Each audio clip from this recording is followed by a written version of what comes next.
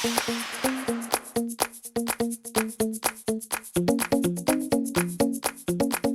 everyone, and welcome to the Woodford County Chamber of Commerce Town Hall. Today, we are joined with Frontier Nursing University. We're so excited to have them as a new member of our community, and we are joined here today by their president, Dr. Susan Stone. Dr. Stone, you have quite the resume. I'm looking at it right here in your bio. Can you tell our viewers today a little bit about yourself? Well, thank you. Thank you for having us today.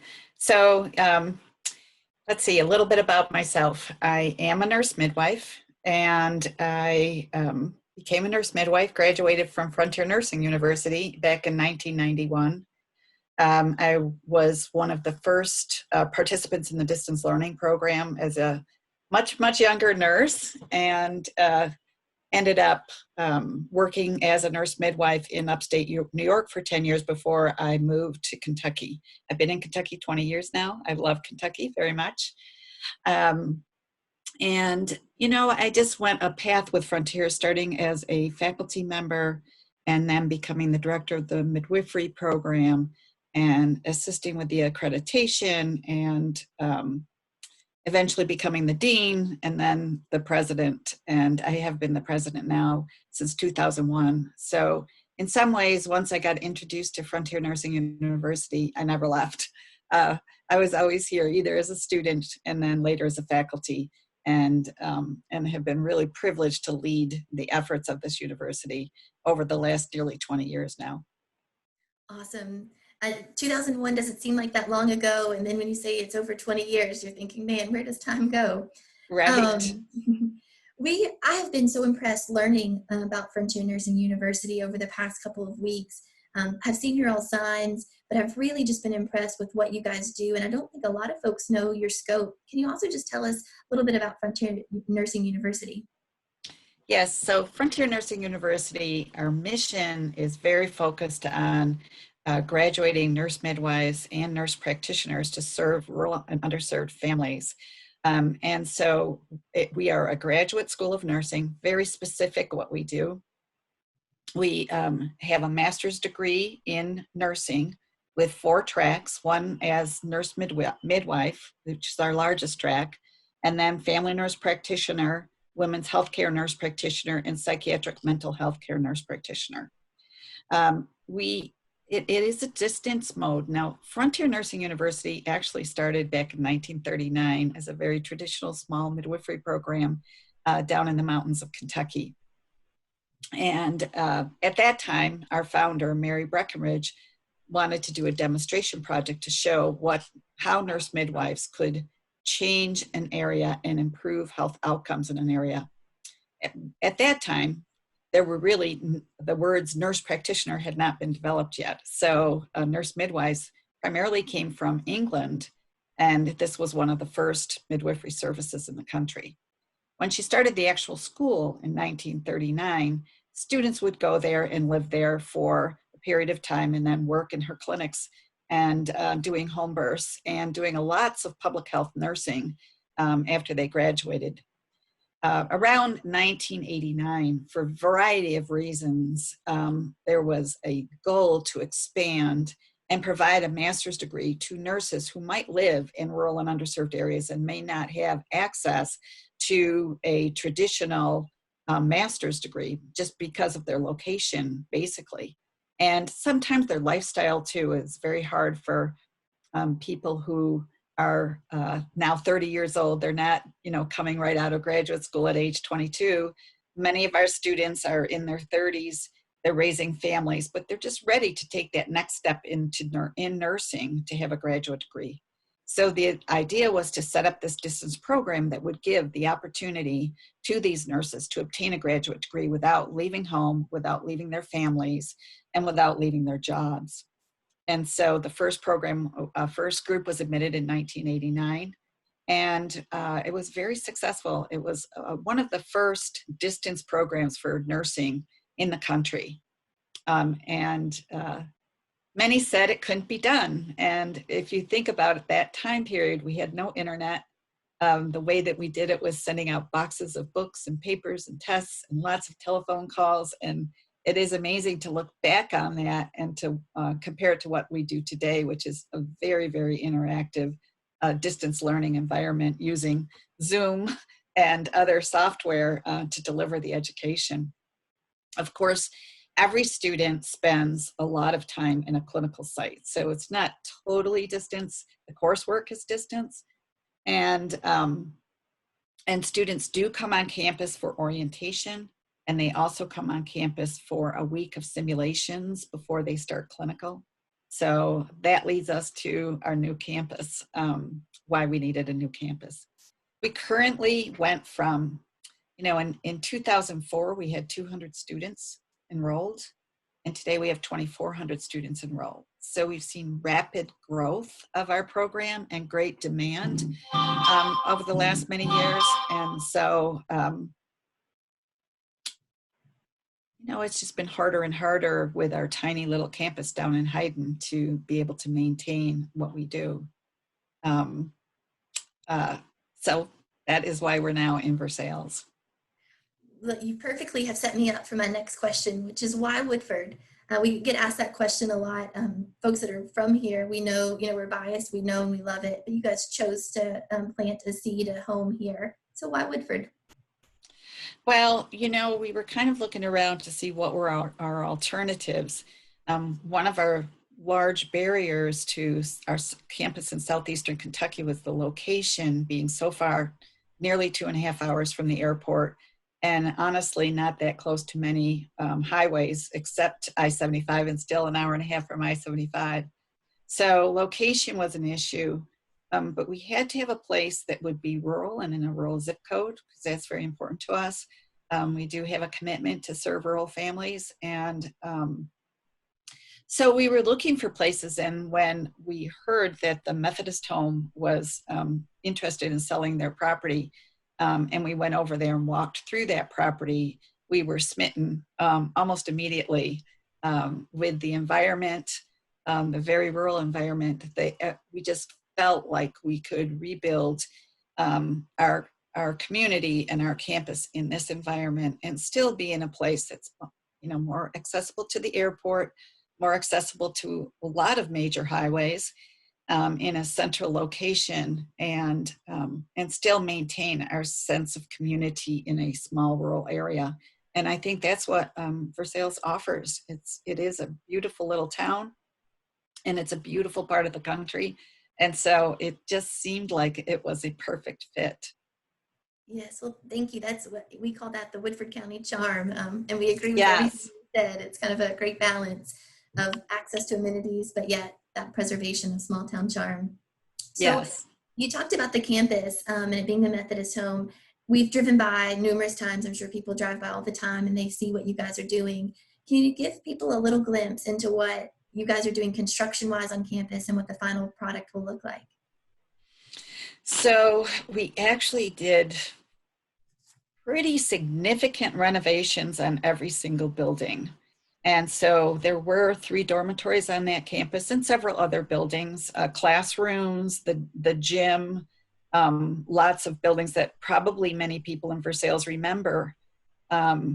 Those have all been renovated, brought up to date, and basically top to bottom, new roofs, new flooring, new interiors.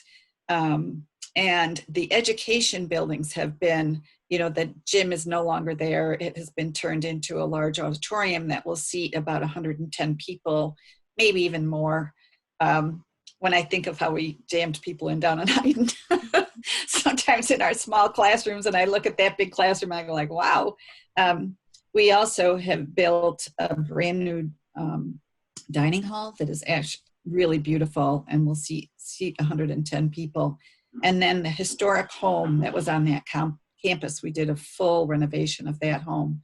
So it does look a little bit like a new campus, and yet I do think it still maintains some of the charm of the Methodist home campus. And you can almost feel the history of how that, with that big historic home, how it used to be a farm, and then it was taken over by the Methodist home, which has a lot of history in that area. And now we've moved in. We tried to make the buildings look a little bit more what we call frontierish, so more similar to our buildings down in southeastern Kentucky. And it's really just about ready to open. Unfortunately, we are in an age of COVID, and we can't open it. And if in another time we would be getting ready to do some fall open houses to have everybody come together, and we're just on a delay for that. The most of the construction is done. So maybe hopefully in the spring, when we get into a better place with COVID, we'll be able to open up the university and have some, have the community over to actually see what we've done. How exciting. We're so glad that you guys are taking such good care of that property. As you mentioned, it does have a lot of history here, so that's wonderful that you guys are doing all of that for the community. You mentioned COVID, and you talked a little bit about your all's programs being online and distance learning, so that's nothing new for you guys. Can you share a little bit about how you guys have utilized distance learning and what you think post-COVID that will look like, and then maybe just even walk us through kind of a day in the life of the experience of a student, both kind of non-traditional and other pathways that you have. Okay, so all of our students do follow the same kind of pathway, or the way that we set up the sessions. So all students start their program with a 3 to 4 day session on campus, and it will be in our new campus when we reopen. I'm going to tell you what we usually do, and then I'm going to tell you what we're doing for COVID, if that's okay. Perfect. Okay. So students would come on campus for 3 or 4 days. We want to teach them how to access our courses, who we are, get a chance to meet their faculty members and their staff members who will help them get through their education, and really form a bond, understand what our mission is, and understand what they're embarking on. So that's kind of we call it Frontier Bound. It was originally designed based on outward bound experiences, but it is really important for us to build a community with our students. Then they go back to their homes and do online courses. Our online courses are designed so that they interact with their faculty and with each other on a regular basis. It's not go home and do your course and we'll see you in 6 months. We know by our experience, we've been doing this for a long time, and by the research, that when you learn together and you learn from each other and you interact with each other, you have better outcomes, better learning, and also less chance of having any attrition or having people, leave the program without finishing. So that's the way our courses are designed. When the students finish most of their coursework, usually about 1.5 to 2 years, depending, they can take the number of courses that they want to each year. So some will go faster, some will go slower, which is typical in a master's degree program. They will come back to us for another week of simulations. And in that, they're learning how to do a complete physical exam. They're delivering babies on models. They're suturing on models. They're doing all kinds of things that are best done when you can be together and do lots of practice scenarios. What happens when this, in this situation? What would you do in that situation? So they spend a week with us doing that. At that point, they're ready to go into their clinical site. So that may be a clinic, a hospital. It depends on the type of practitioner. It may be a birthing center, a freestanding birthing center. It may even be a home birth practice. And they will go out and do 6 to 9 months. They have to do a minimum of 675 hours in those sites. And that's the minimum. If they're not ready, they may do more hours than that. But once they're ready, based on their competencies, to graduate with a master's degree, they have the option to then continue and go into our doctoral program. And, many do, about half do. And our doctoral program is more training on how to improve the healthcare system, how to assess whether what you're doing is working, whether it's really valuable for your patients, healthcare improvement, which we dramatically need in this country. We know that 175,000 people a year die due to healthcare mistakes. So it's not just an extra, it's really critical that we improve the healthcare system. So that is more what our doctoral program is about. It's optional, but it's a very busy program as well. When COVID came along, many of our clinical sites, so we had about 600 students out in clinical sites, various clinical sites around the country. A little more than 400 sent our students home and said, we can't have them here right now. We don't have enough personal protective equipment. We just are stressed. We can't have any extra people on site. So our faculty immediately got together and started to figure out how could they provide some of this education even in an online environment. And they did end up creating online orientation, online simulation sessions. They actually mail to students the simulators like babies and pelvies and suturing models and different things, and then they work with the students online so they can show the student what to do, and then the student can show back what they have done. So they've been able to convert some of these sessions to online sessions. And also even the first part of the clinical experience, they did about 100 of those 675 hours. We're now doing in online sessions and having very good reports from our students and our preceptors in terms of students being ready. Of course, students then have to get back to their clinical sites, and luckily the sites have all opened back up. We only have just a very few students still out because of COVID. Most of the healthcare systems understand that we have to have our students because they're our future, so they were willing to open back up. But we have continued to do the online sessions for orientation and clinical bound, waiting for a time where we feel it's safe to bring students from all over the country onto our campus. And we don't think it's safe yet. Right. No, absolutely. So you guys obviously produce and train and develop high-level professionals, masters and doctorate students.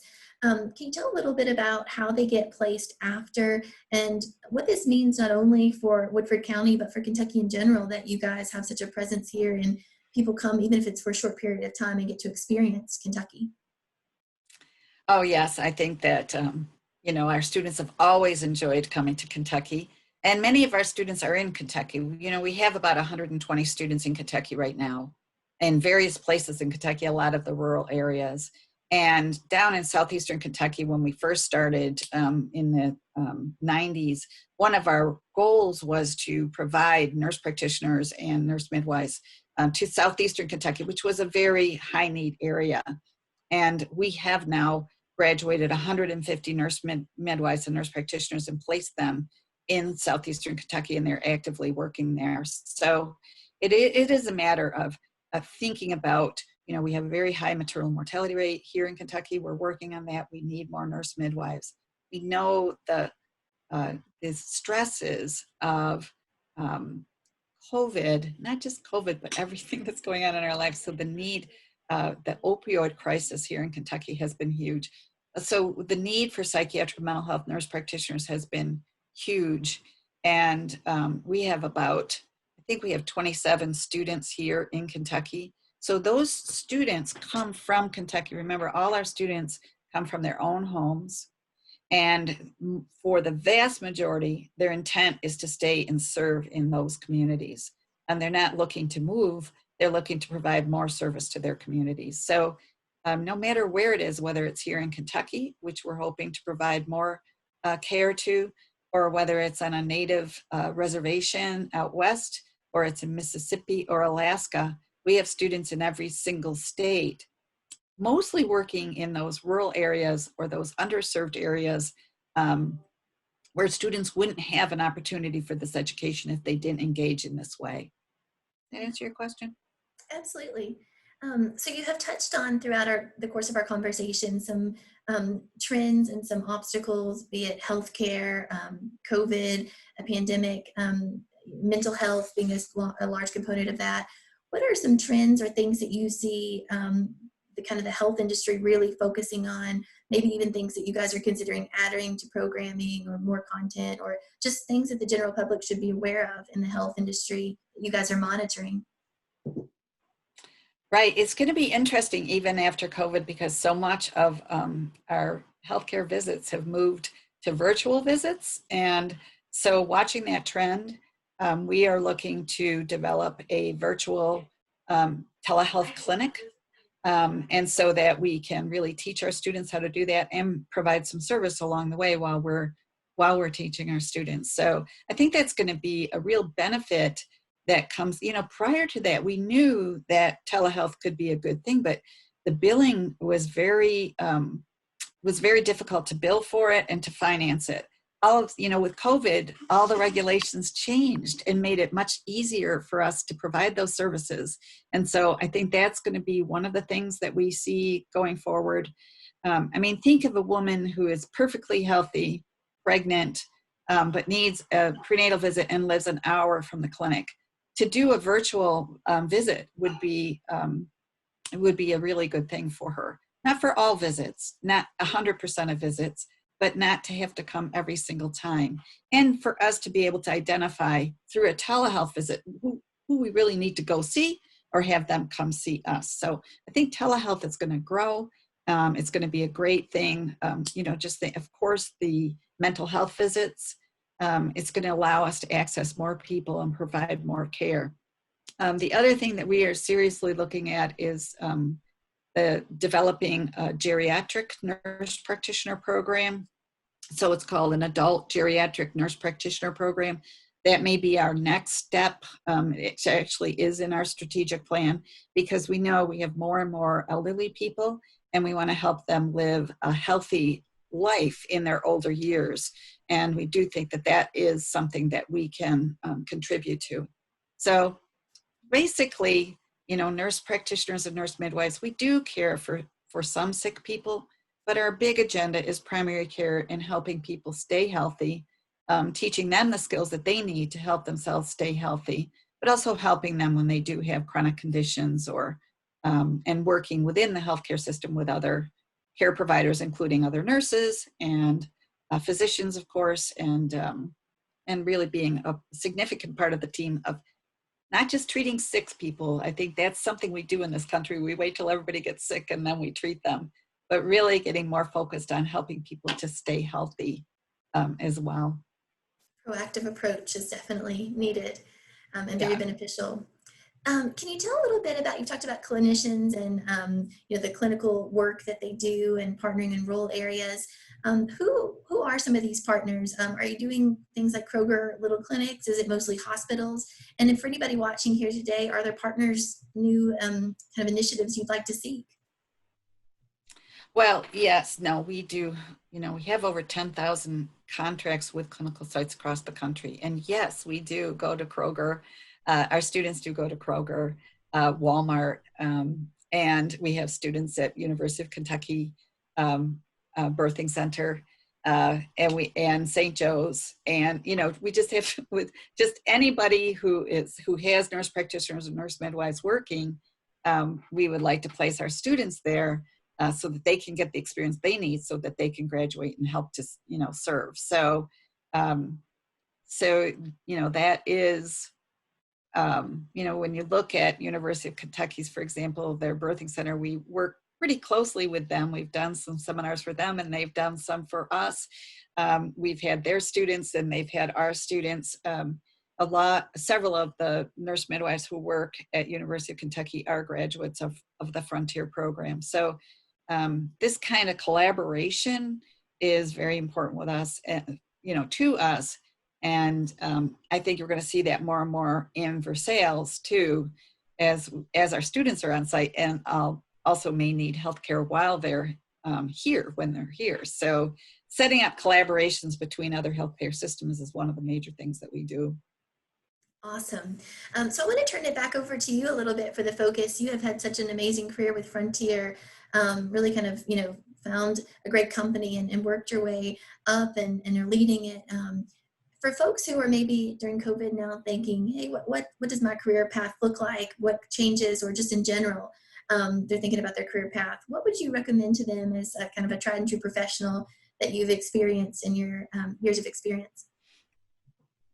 Well, I always say one thing is never say never. I remember a time when I said I would never leave upstate New York. I lived up in rural upstate New York and thought that that's where I belonged. But when opportunities open up to you that you can really work on and make a difference, and open yourself up to new skills. For many years, I first worked as a nurse in obstetric units, small rural obstetric units in upstate New York. That's what I did for about 12 years. Then met my first midwife and said, geez, that looks interesting. Maybe I could be a nurse midwife, and ended up leaving. And I would say that to people. Sometimes you get in a place that may not be the best fit for you, but you're kind of comfortable there because maybe it's close to home, or, but you're not that happy there. I would say, be willing to take some risks, because, you could always go backwards, but most of the time you're going to go forward when you take a risk like that. And you're going to learn some new skills, meet new people, and have new opportunities that are going to be beneficial to you. So, I moved on and did become a nurse midwife. I worked 10 years in the practice in Cooperstown, New York, while I was having Frontier students come to Cooperstown as students, and also started doing site visits around upstate New York and visiting Kentucky to teach classes. So suddenly the opportunity opened to move to Kentucky. And at first it was no, no, no. And then I was like, wow. The more I visited Kentucky, I said, geez, it's a beautiful state. Like, why am I saying no, no, no? So I moved my family down to Kentucky and started working with Frontier Nursing Service, which has been just a joy of my life to be able to do this work. But to be able to take the school from such a tiny, we were a very small school that operated through an affiliation with Case Western Reserve University, which was great. We really appreciated that. But that didn't work for students who were out in, Alaska, to have to come in and do courses at Case Western, which, in order to get a master's degree, they had to. So to be able to look at that problem and say, okay, what can we do? We can become a master's degree program. And, many people said, no, you're just a little tiny program in Southeastern Kentucky. You're lucky to have that affiliation with Case Western.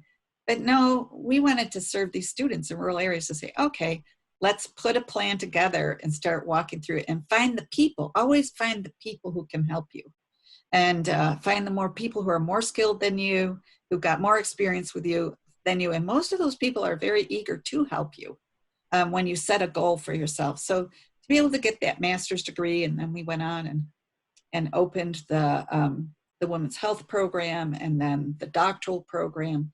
And the most recent one, which is really so rewarding to be able to be graduating these psychiatric mental health nurse practitioners. We saw the need. We saw the need around the country, but really saw the need here in Kentucky. We were trying to make referrals in our practices to psych mental health providers. There weren't any. And so to be able to see a need and then say, okay, we're going to meet that need. Let's go do it. You can just set a goal for yourself to do something and figure out how to do it. And you can, it works. And so that's been the biggest lesson to me is, don't be afraid to ask other people to help. And then put the right people around you that will help you, because we have such a great team at Frontier. You always have to have the people that will sometimes agree with you, but they have to be able to disagree with you and tell you when you're going down the wrong path too. So those are some of the lessons I've learned over my lifetime of this career. But it's been overall fun and rewarding. Hard sometimes. There's hard days for sure, but there's great rewards. That's awesome. Great advice. Very inspiring and motivating. I've really enjoyed speaking with you today and learning more about Frontier Nursing University. And we are just thrilled that you are in Kentucky and that you guys are here in Woodford County. And we're excited for you guys to continue to open your doors. As we close out today, I just wanted to give you the floor if you've got any final comments, thoughts, advice, anything that you wanted to share with our listeners. Oh, I just say that we're thrilled to be here in Versailles. We're a little disappointed that we're not fully wide open like we thought we would be this fall, but we are looking forward when that day will happen, and we'll be bringing lots of nurse practitioner, nurse midwife students into your community to visit and to get to know Central Kentucky better. And then they will go out and serve the world and make this world a better and healthier place. So we're excited to be here and to be part of this community. And thank you so much for having us here today to talk about our programs and our school. Well, thank you, and we couldn't have said it any better. We're so excited for that. Thank you so much for your time today, and thank you all for listening. We will be in touch with more on our town halls coming up, so stay tuned for that. Dr. Susan Stone with Frontier Nursing University. Thank you. Bye-bye now.